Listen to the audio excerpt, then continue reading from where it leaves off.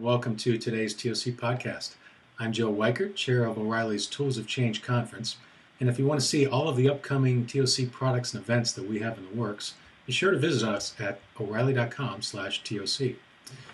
I recently read a thought-provoking article called The Cult of Amazon Prime by Jason Calacanis.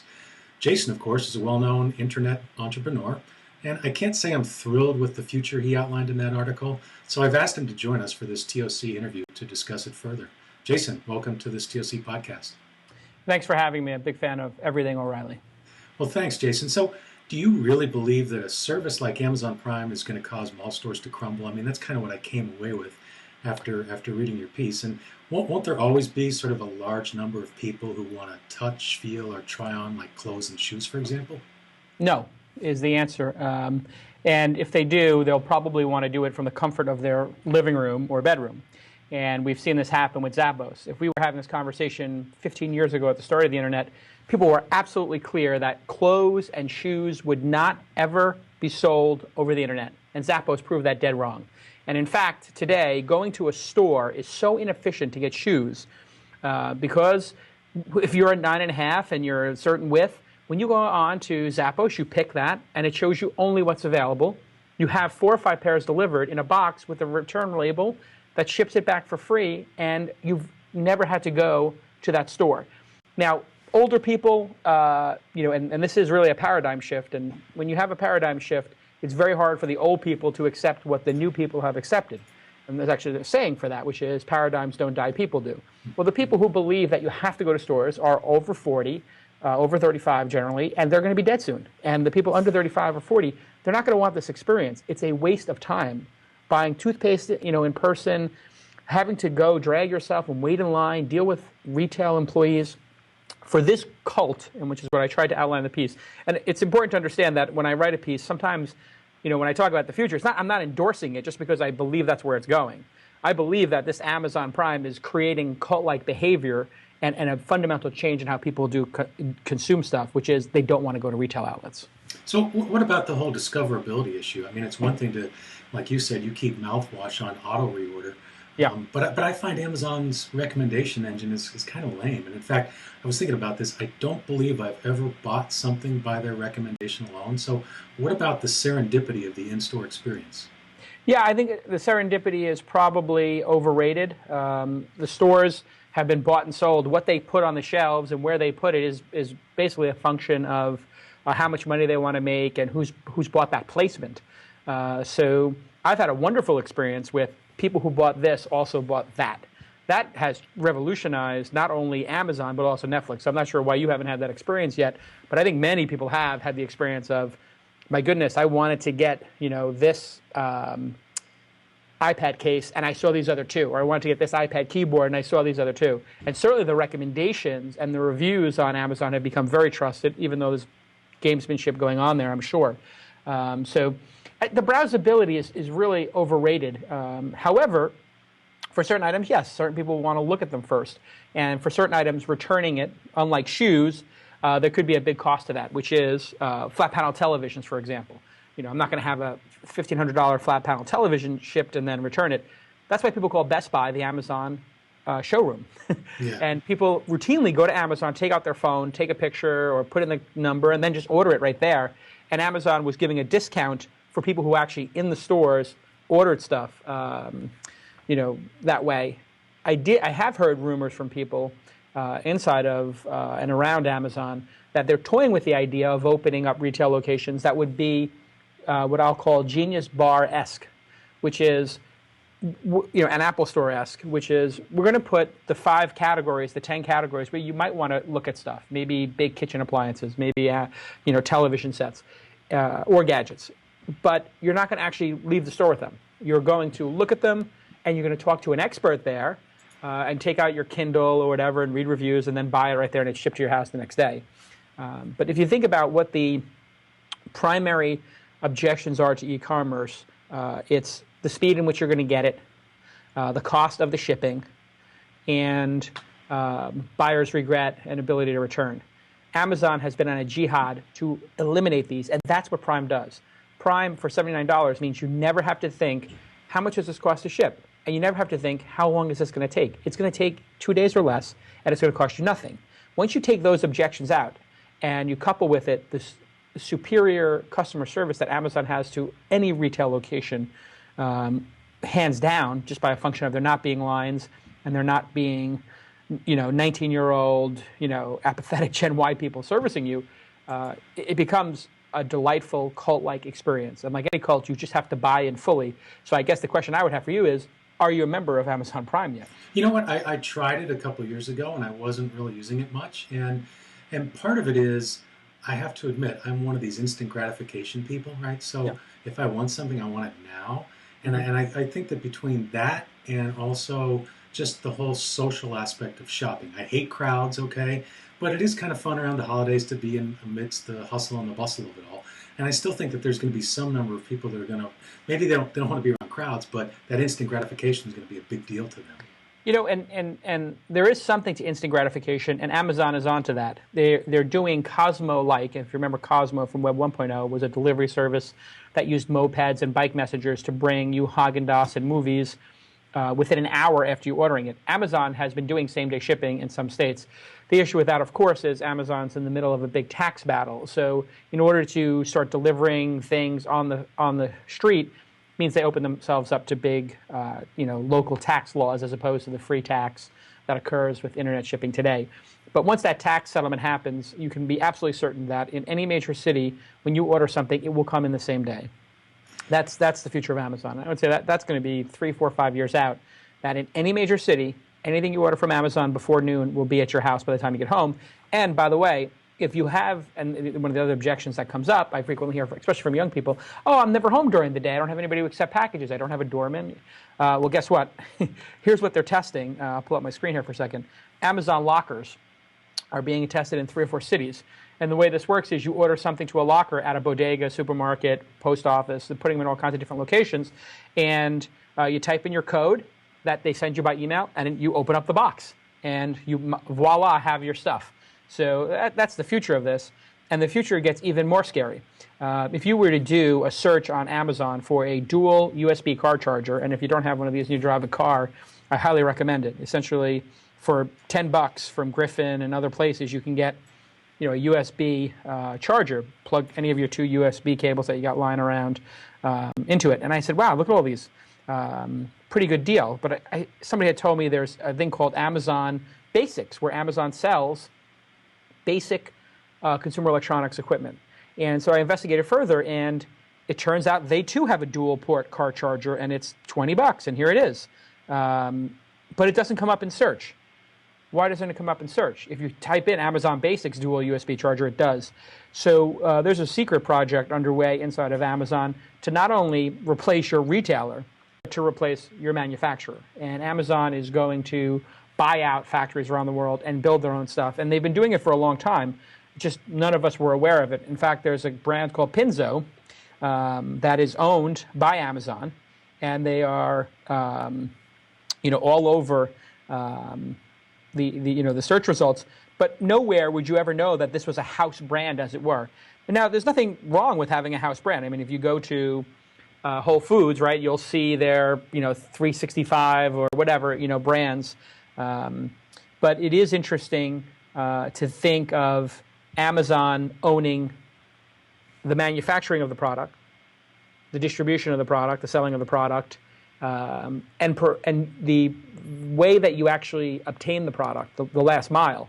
And I believe that these lockers and then eventually the creation of their own delivery service or the purchase of UPS or FedEx is an inevitability. The only piece of the Amazon Prime experience that's out of their control is when UPS screws up your delivery, and that happens from time to time. I believe Amazon will take UPS and FedEx out of that function in most major markets, if not all of them.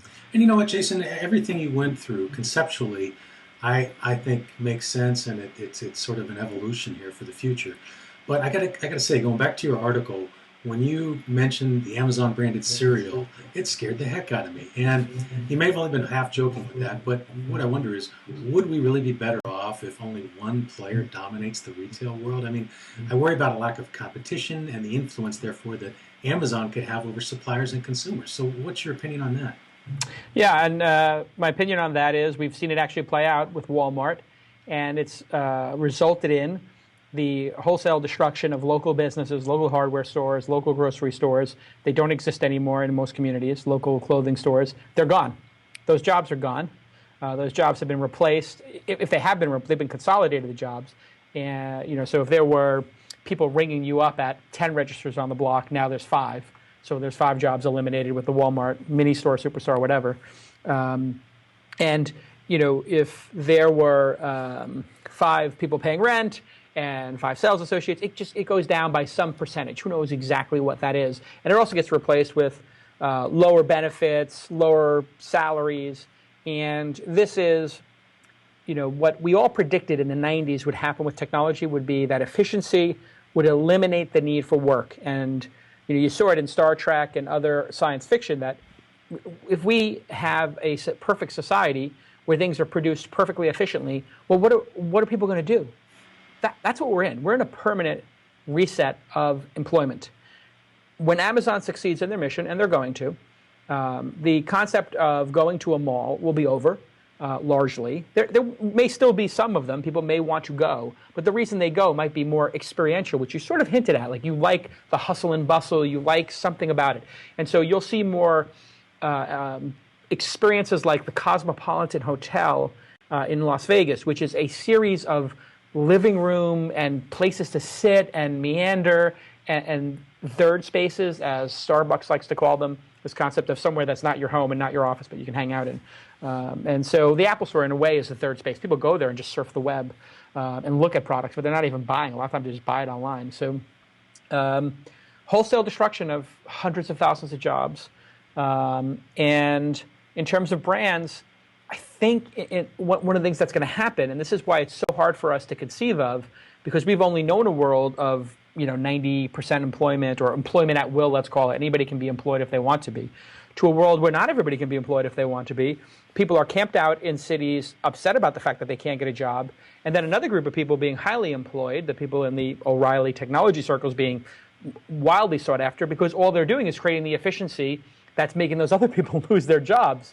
And as technologists, we're a little bit in denial about this probably, but it's absolutely what's happening.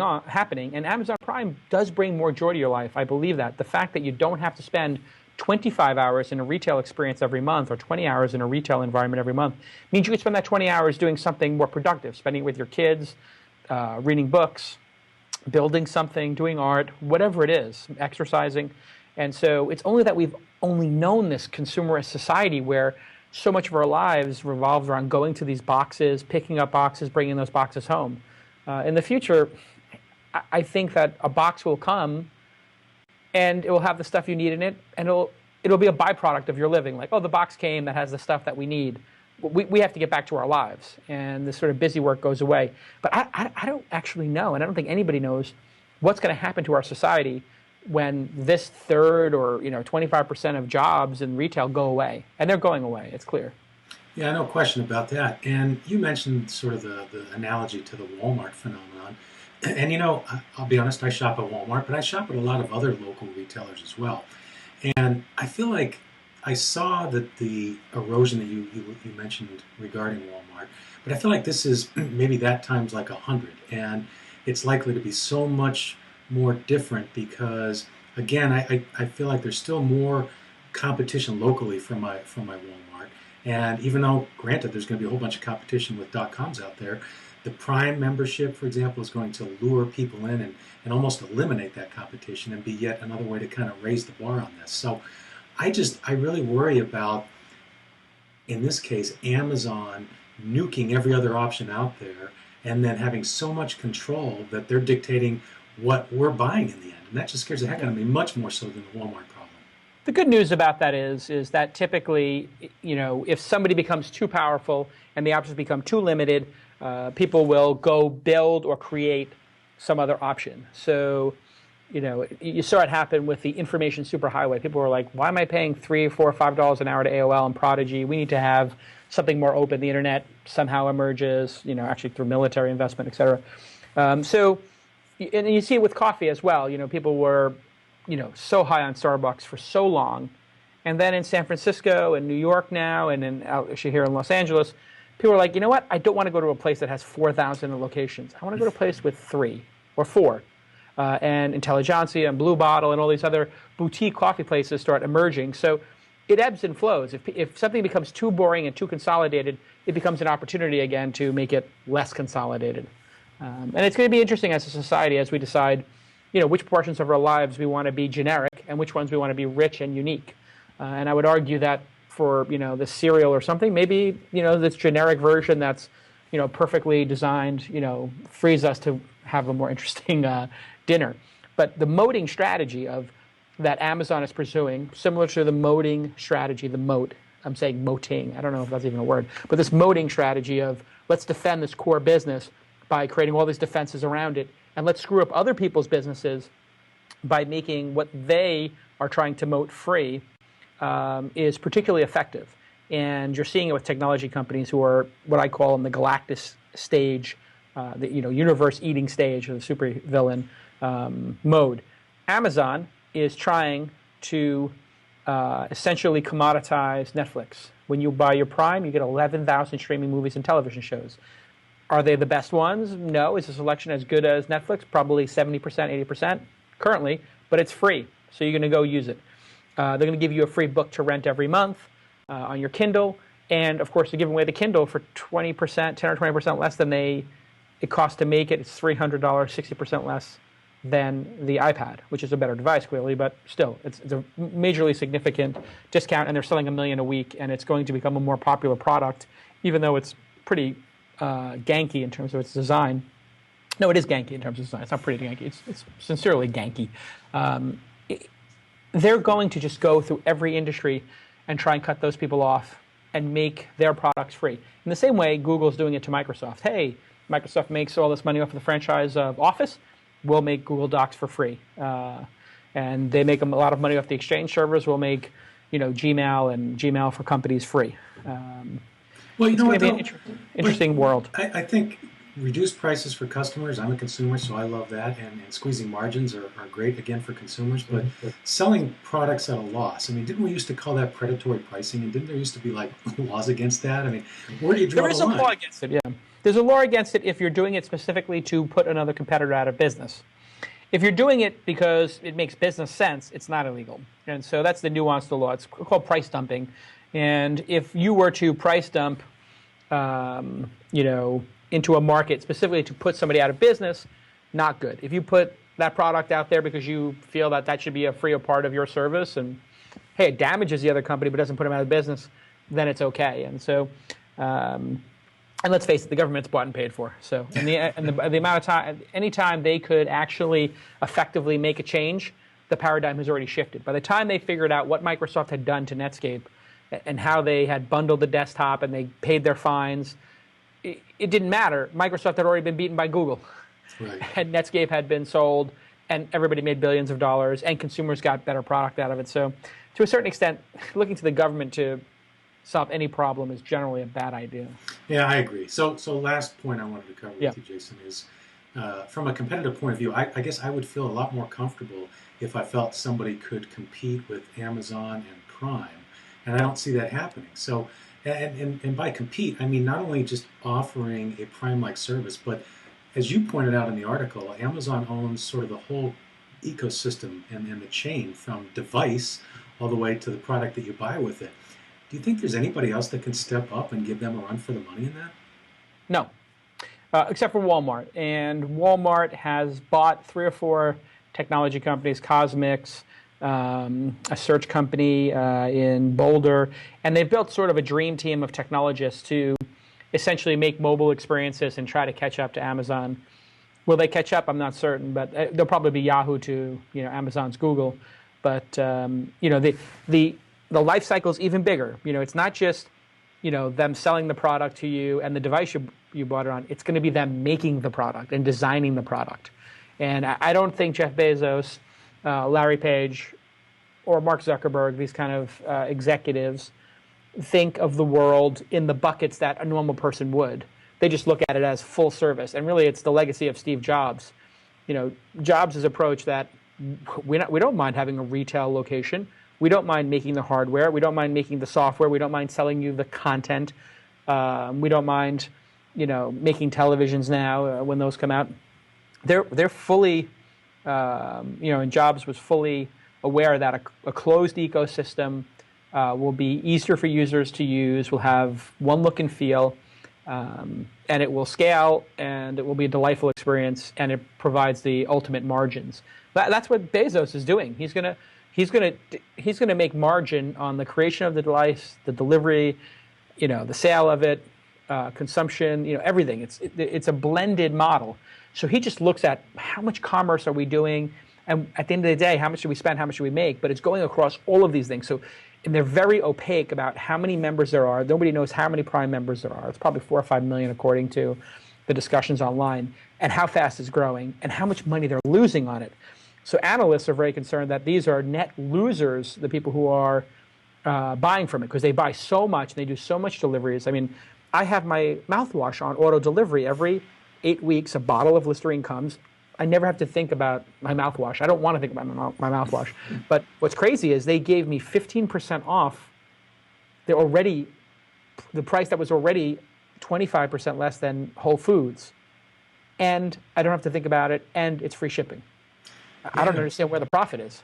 No, and that's one of the concerns I have too. Again, going back to that whole predatory side of things. But Jason, you paint a picture to me that's still kind of alarming.